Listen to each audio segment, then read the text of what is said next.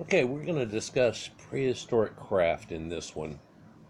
I know last year I did a series somewhat on this, but it was more of the peopling of the Americas, and I showed you Thor Heyerdahl and how he had made it to the Americas on the Kon-Tiki. He had taken and gone to the Easter Islands, and then on his Raw 2 exposition had actually taken a Sumerian-style reed boat and come all the way across from the Pillars of Hercules all the way across to the Americas, and something that everybody, of course, believed that couldn't have happened. But we're going to go deeper into this, and I'll keep interjecting as I do and go along. This is just an overview.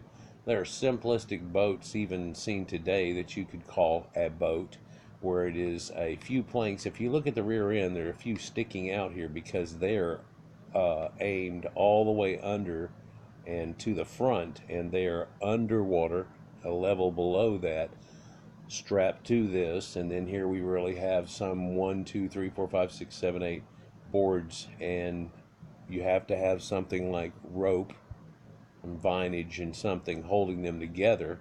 And just on the fact that logs float, you can get some logs together, and if you have some buoyancy below the bottom, you can really stay out of the water quite a bit and pretty much stay dry. And with a paddle, you can move around and so on. And as long as the sea is fairly calm, you don't have too much of a problem.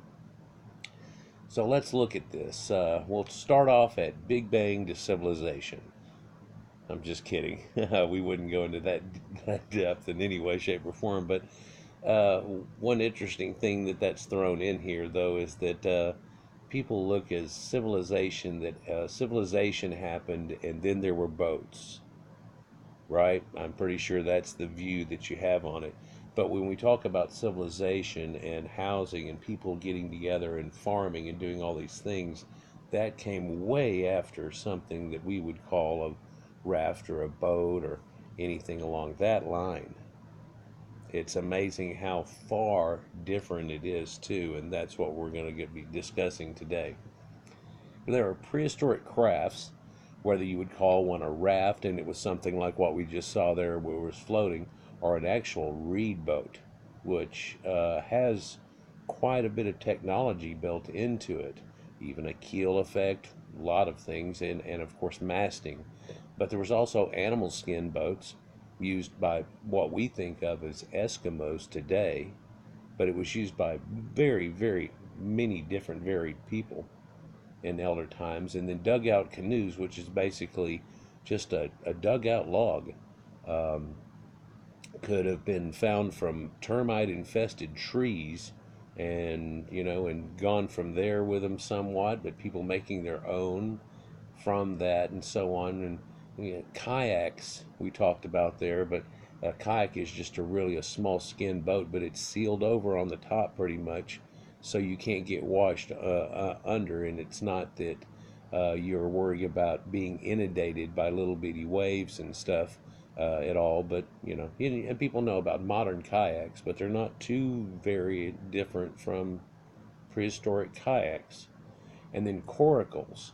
Coracles are round craft and dishes, as they say. And uh, one thing I really want to do a video on, but I know it'll get flagged, is Irving Finkel, the guy from the British Museum. He's crazy about Sumerians, and everybody needs to see him. He has a look of Santa Claus and a demeanor of, oh, I don't know.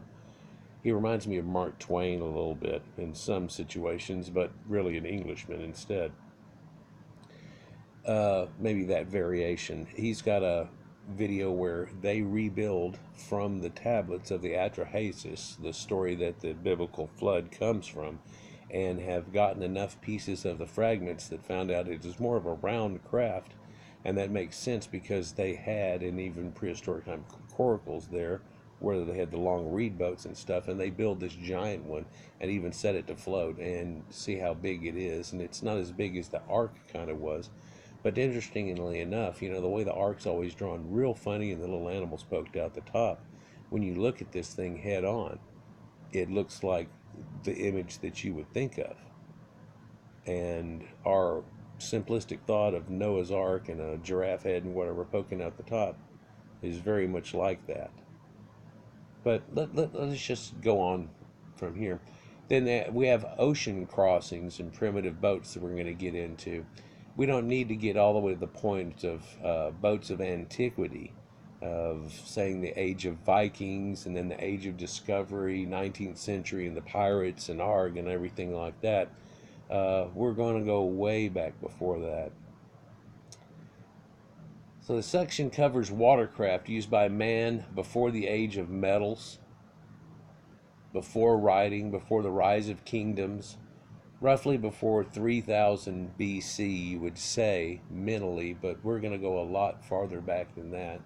This picture that's here is one of the most famous pictures of boating and craft, and it's known as the Pesse dugout canoe.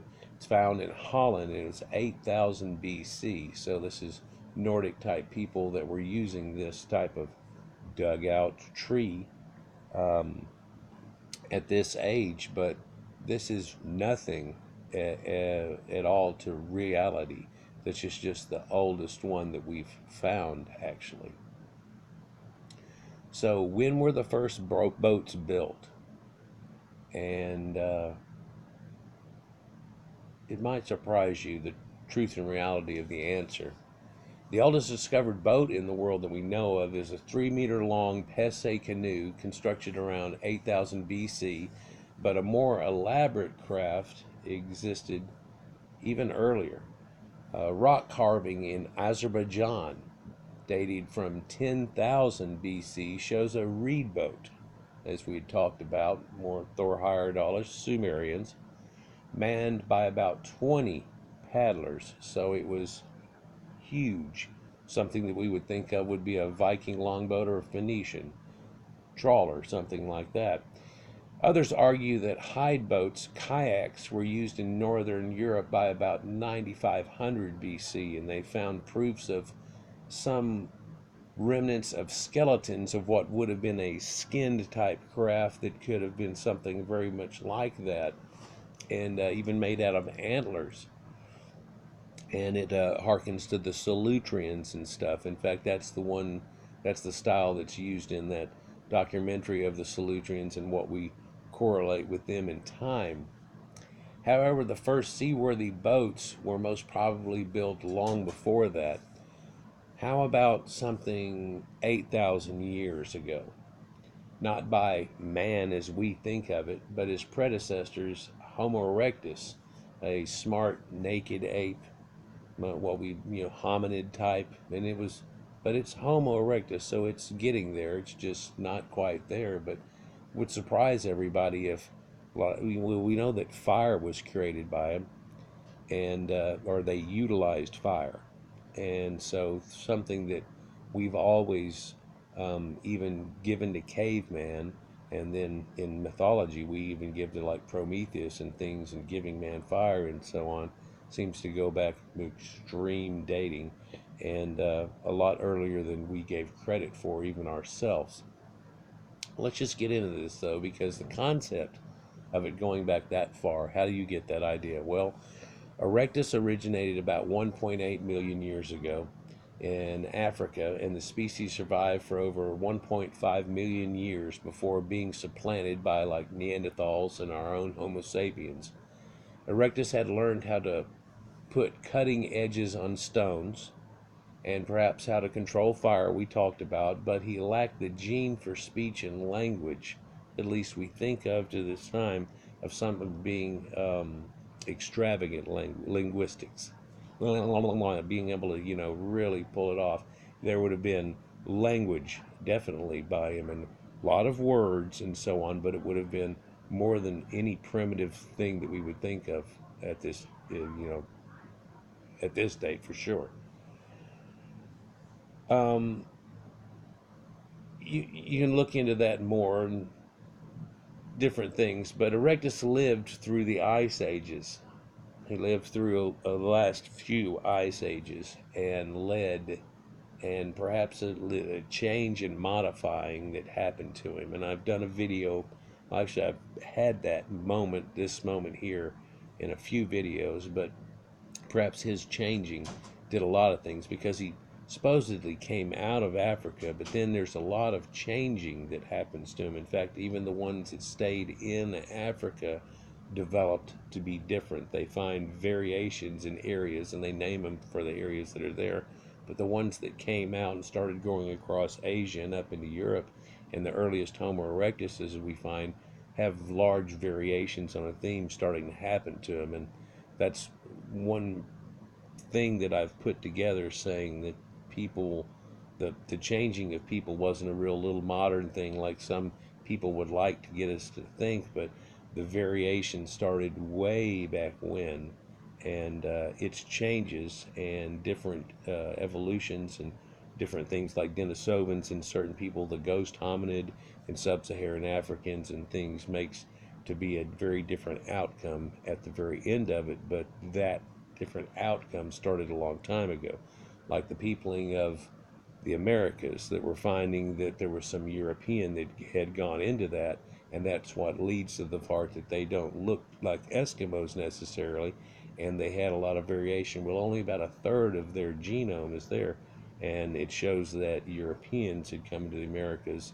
So Americans has been in the Americas before the Asiatics had gotten in here, and it predates them. But how did that happen too? Well, there were a boating culture, and then also we have the Solutrean that has been all but proven that happened from the east. So um, there's a lot of variation that happened there. But at the extreme glaciers, they covered up about 30% of the world's landmass and tied up huge volumes of water, resulting in sea level dropping 100 meters or more.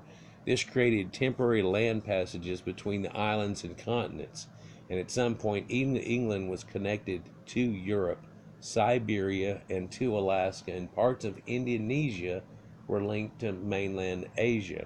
And of course, we're not talking about Pangea effect, but if you just suck a large portion of the ocean away, 400 meters or so, there's a lot of these islands, like in this picture here, that would start connecting, right?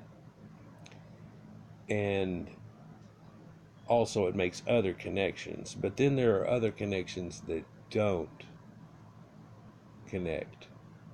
Like, say, Australia, which is right below here. This is the Timor Sea. This is basically the Indian Ocean.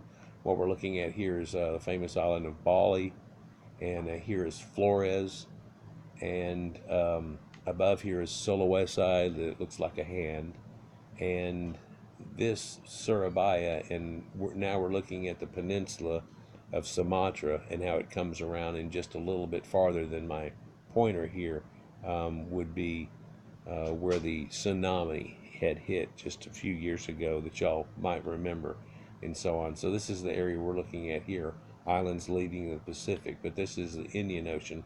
Basically, I used to get a lot of fish from here, but I'll try not to go into that too deep. But in doing so, a lot of these islands were connected, but some of them were not. And I've always had the idea, I grew up with Gilligan's Island. Hey, does anybody remember that even? Well, Gilligan's Island, the thing that we thought about that was, these people had gone to these deserted island, or whatever, right? It's in the song. And they had done it on this boat, this seaworthy boat, out of Hawaii or whatever, and got pushed out into what would be, I guess, the Marshall Islands or someplace out in there, Tahitian Islands in the middle of nowhere. And in doing so, they ran into natives sometimes, though, and some of those were headhunters. Remember, in the silly shit that went along with that? Well, I remember being a kid, and they're trapped there, and then I'm thinking, okay, well, but how did the natives even get to those islands in the first place? It's not like they sprung up like popcorn, or a stork dropped a baby someplace. I mean, come on, people. So, um, yeah, there were people through islands and places and stuff and so on, and how long had they been there? And whenever we've now been able to look at it archaeologically, there are people in places like the Philippines going back well over 30,000 years, and never, even during the last, before, during, and last ice age, and then out of it, never connected. Philippines, no, no. How about Australia? No, no, no. It can never totally made a connection. So somebody had a boat. Well, anyhow, long story longer, my little idea here, you can see some of these islands are close away, and some of these islands you can see from each other. And so a long time ago, people perhaps started going out to an island. Let's just think of it as being, hey, from the edge of Florida, you can see the Keys, right? So you decide to go to the first Key Island. It's pretty huge. And there's lots of coconuts there and everything. No bad creatures, too much. And you end up finding more food, more ability to do things. You come back, start going back and forth, but the vehicle you use to do that is extremely important. For just that moment before you do that, you are landlocked. And no matter what you saw out there or look across the ocean or across water, but there's more. Somebody might get smart enough to go down a few islands and keys, and of course, a couple of islands, a couple of miles long, and get to the point to see that you couldn't see back to Florida. But you could see the other islands, but you couldn't see Florida anymore. So it makes you wonder if, whenever you look out from Florida that way and you don't see anything, if you went about as far as you go here, would you find anything there? And that can lead to incredible mishaps, but it could lead you to find certain things and so on. People might watch after a storm plants and stuff in the ocean coming your way from that direction and make the assumption. Waves form different way, and they talk about the Tahitian Islanders and Moana and stuff about how the waves and the water form, how clouds form in certain areas, and they know that forms off of islands. Finding birds and which way are they going, that's pretty important because they aren't just flying around in the ocean. You start to see birds, you know you're getting close to something. Which way did the bird go? I mean, that even leads back to Noah and so on, but then that also is in the Sumerian story of Utnapishtim and releasing three birds and a raven and so on, and he brings it back. But I digress again. But these people got there somewhere, and we'll just say it that way. In time, Erectus spread out of Africa into Asia, but he did not wear clothes yet exactly.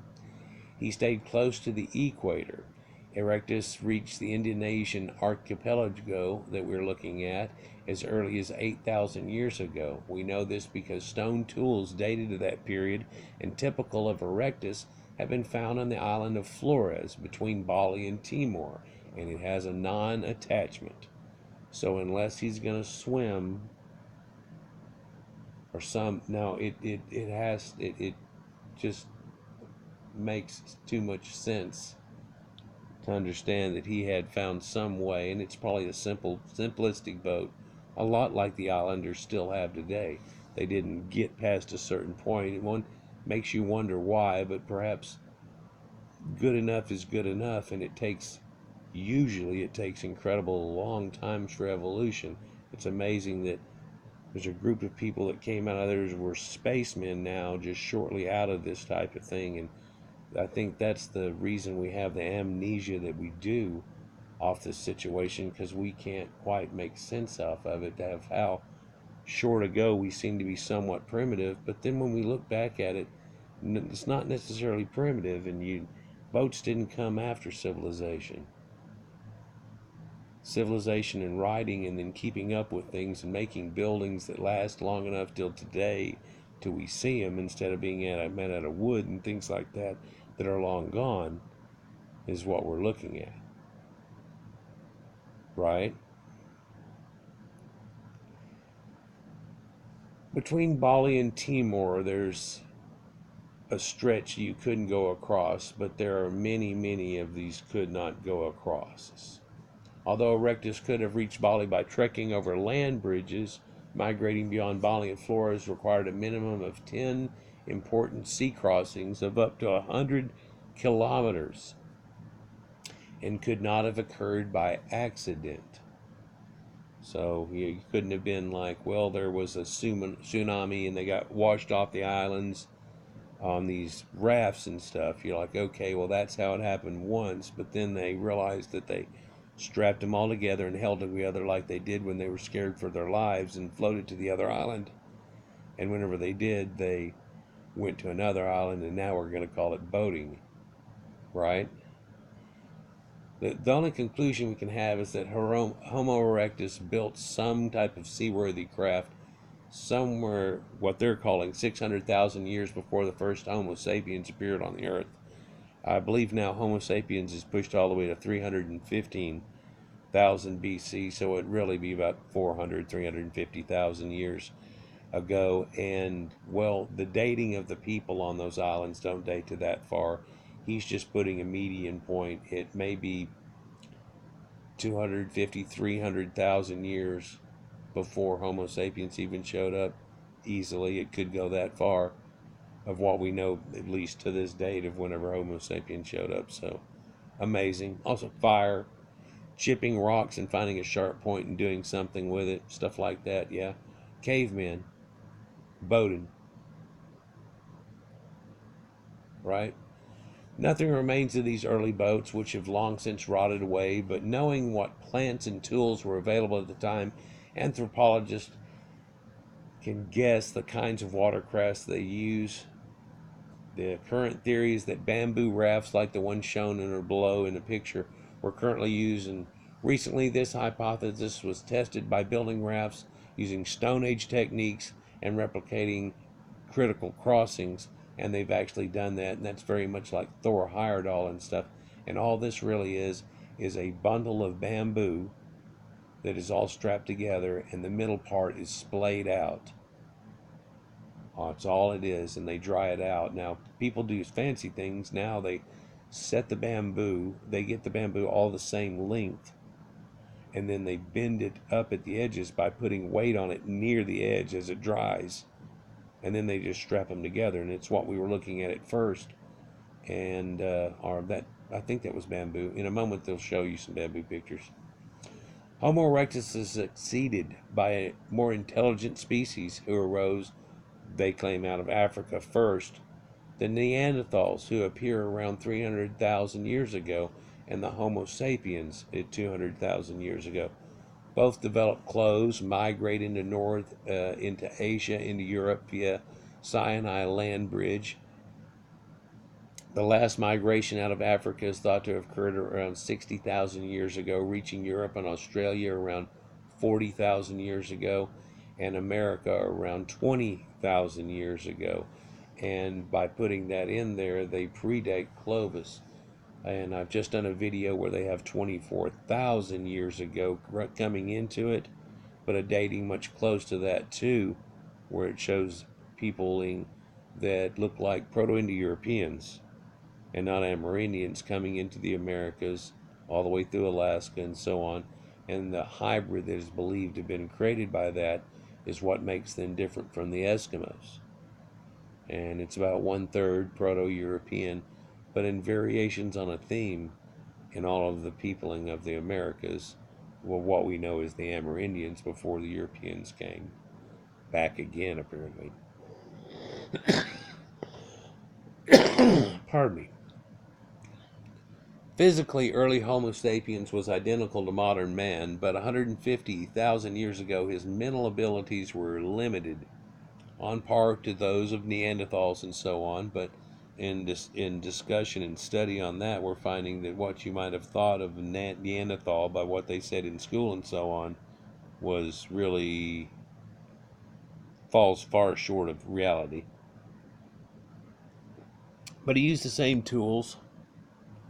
He had no jewelry as to speak of, but that's not true now. We find that there's even bone flute tools and stuff that go back dating into the Neanderthals, and even swastikas and stuff on mammoth bones and things. Hunting was limited to small animals. That's not necessarily true either. We find that the earliest of caveman remains can show some blading and carving on things that, unless we say that this animal that they were carving on was killed by some other creature, and they found it and tried to scavenge and steal it away, you know, then you have to believe that they've taken down this mammoth. They've taken down a lot of things. But around 50,000 years ago, there's evidence of a huge change. Artifacts found around burial sites become much more sophisticated. They include art, jewelry, and drawings, advanced tools, needles, and nets, and long distance weapons, and bows and arrows. And as I've talked about, harnessing certain plants to end up making rope, which is one concept. But then you have to take rope and put it together in a mesh and start learning how to knot it and do things like that to end up making these nets. And they finally utilized hemp to do it and found it to be one of the best things to do. But it it it goes way, way back, and you would think, well, why wouldn't they make fish nets? And it's like, wow. I talk about that in one of the Dungeons and Dragons things that we get into, and the guy makes fun of it. It's like, what's so big about a fish net? And it's one of the more important things, although uh, I'll just continue. This process is attributed to mutations which allowed the use of language and abstract thought to be able to do what we're doing right now and to truly become modern man.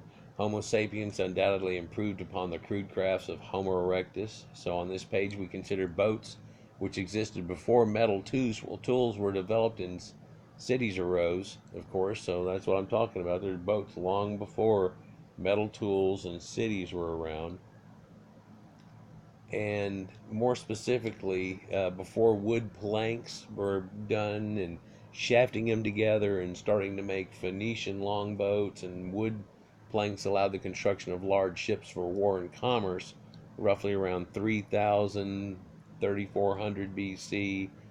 Of course, those didn't just pop up out of anywhere. There were some that started before that, and you see some of them in the earliest of Egyptian boats and things like that. We'll get into that a little bit, and I hope this doesn't go into part two, but you know me, it's probably going to. If it does, and if it clips on us, yeah, the going to part two will be in your top left-hand corner.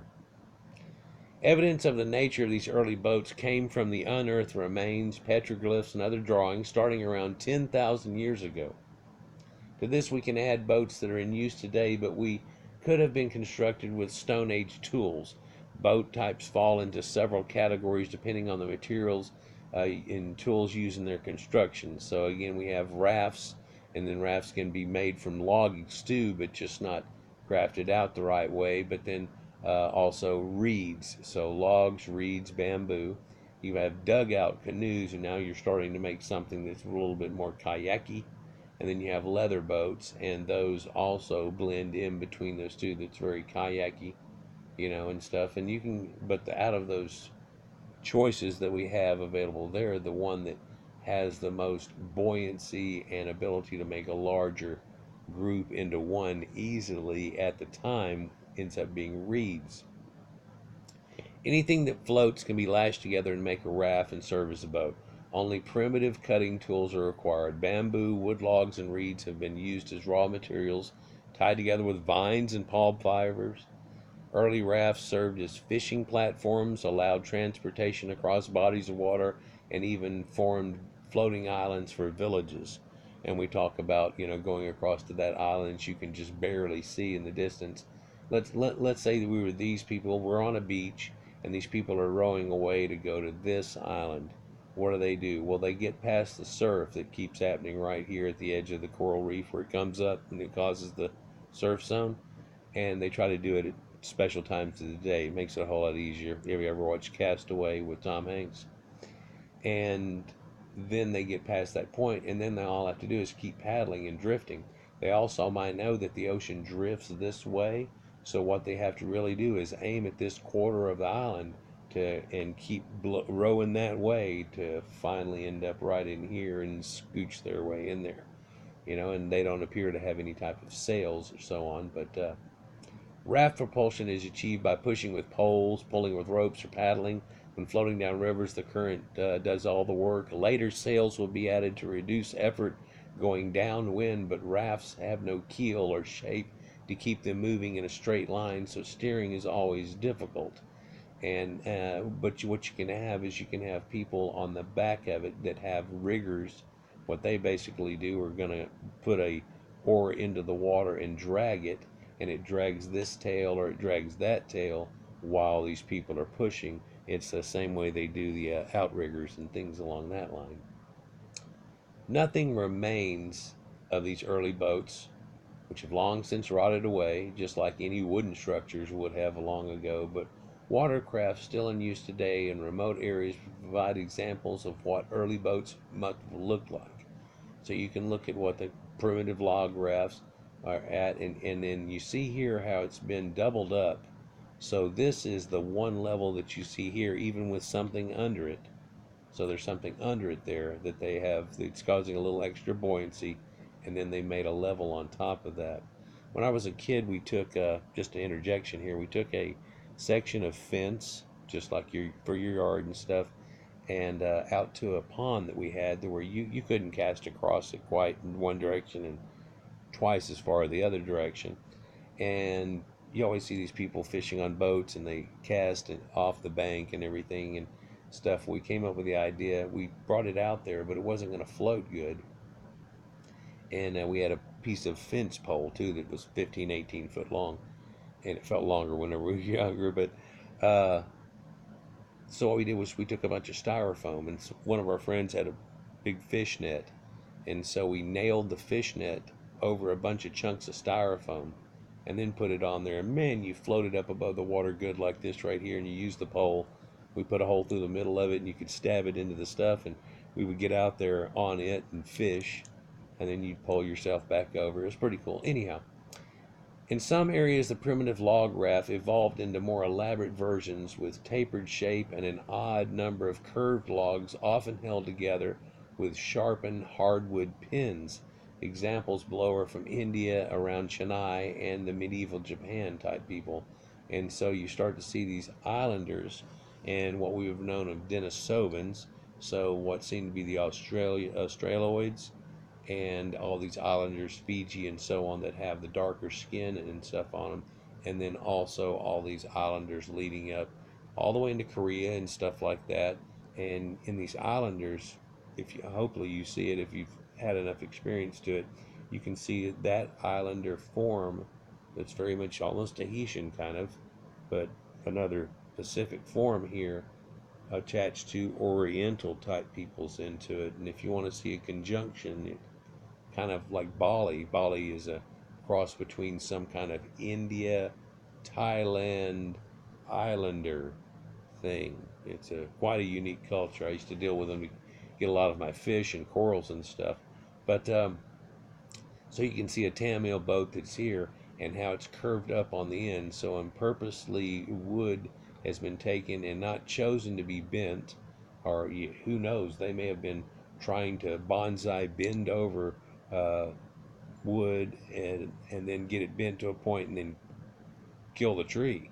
But I doubt that. They're warping wood in certain ways, and they're laying them out on stanchions that are higher here and higher there and letting them warp over time as they dry, and then utilizing them in that warped way. And you can see this early Japanese craft from the Muromachi period that has crossbars inserted to the log, so they're saying that it warps up, but then they have like bars that are pinned in here that swoop over, and it gives them something else to hold on to and to shift across, right? Yeah. National Maritime Museum. Here's Thor Heyerdahl and the Kontiki. Kontiki was actually balsa logs, and balsa is extremely floaty. They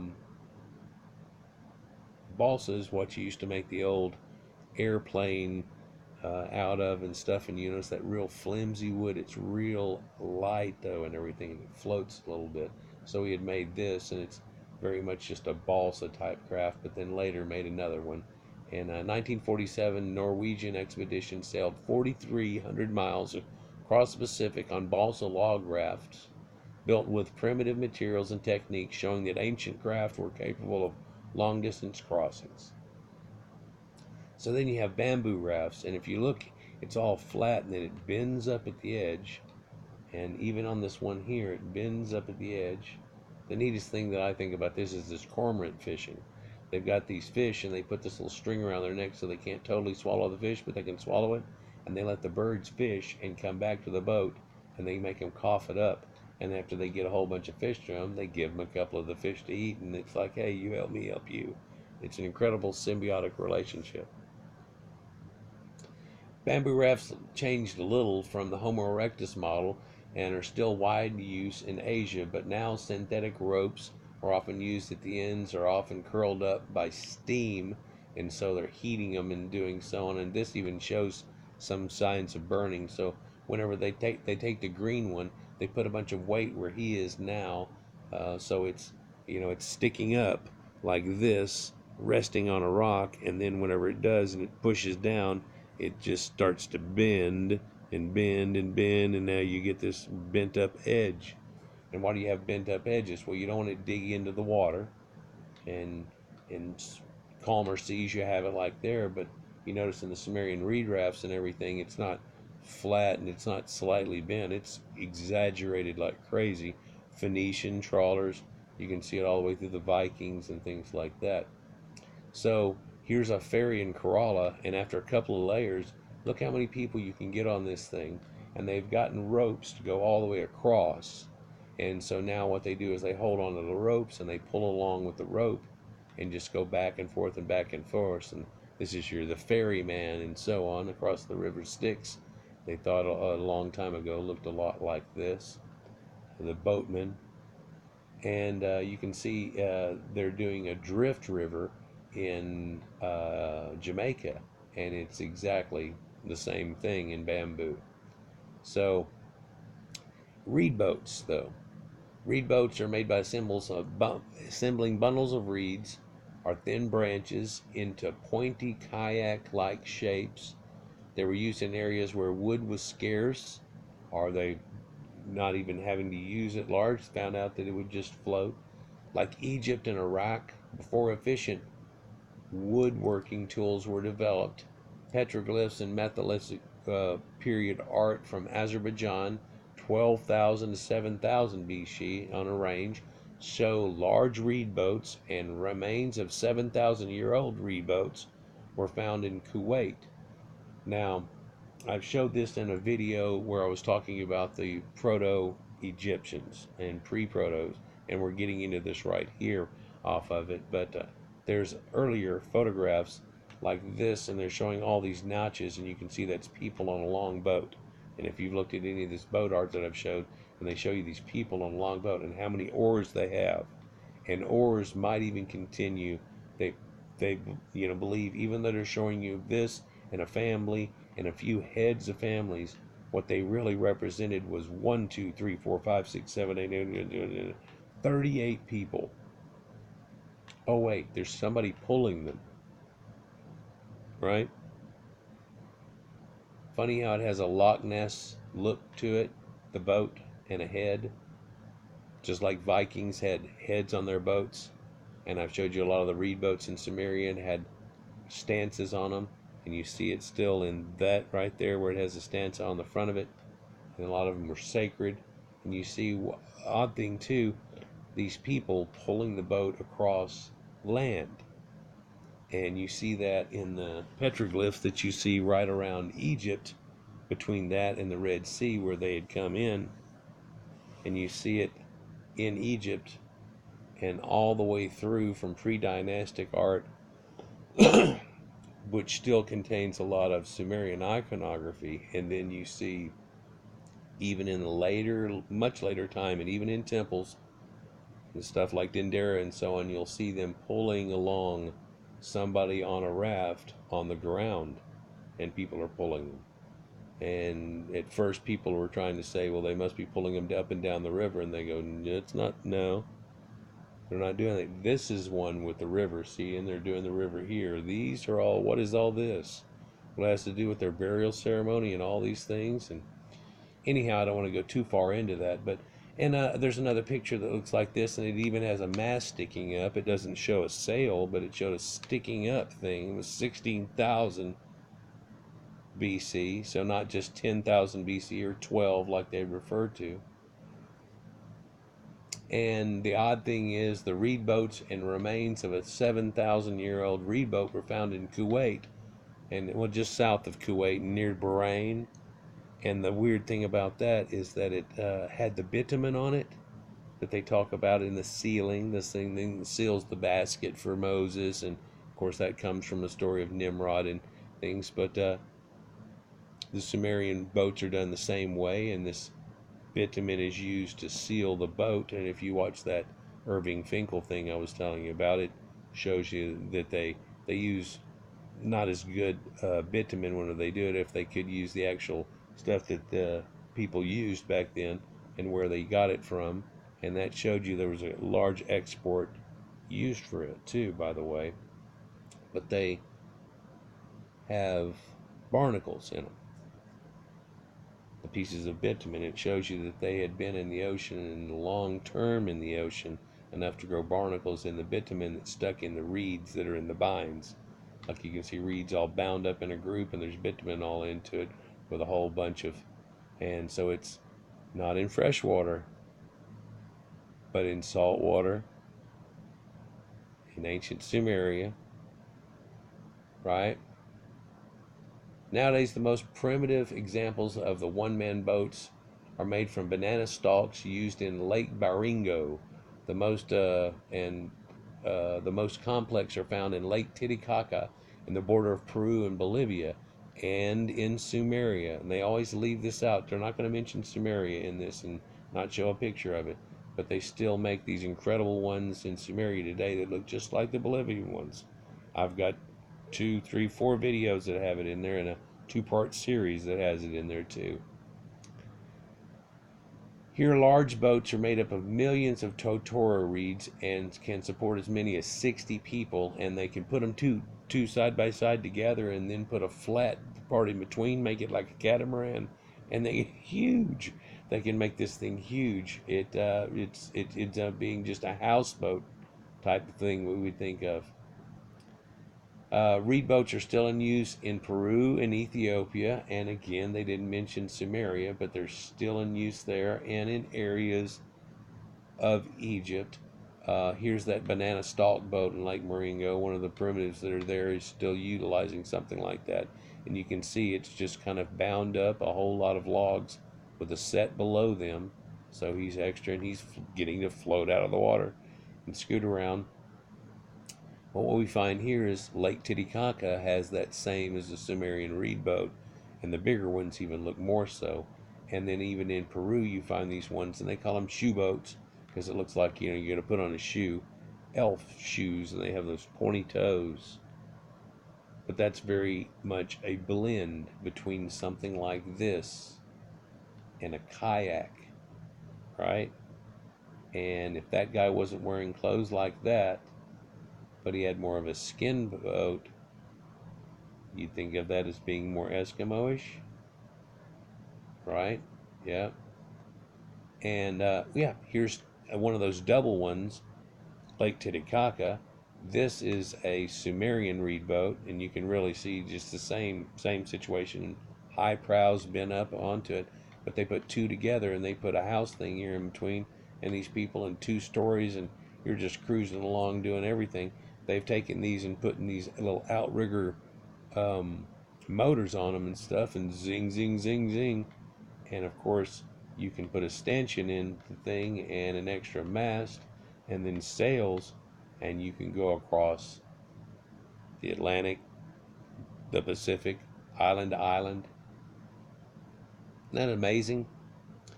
Dugout canoes require more advanced tools like axes, adzes, chisels, initially made from flint and then metal. Fire can also serve to haul out the core. You might be able to find a few of them that are hollowed out like this that could have been formed semi-naturally from termites and things like that, but no, you would have to have started making it real quick. And later designs add outriggers to the sides of them with add stability and stuff, and even sails, and then starts to go from there. So you can see there's something like this out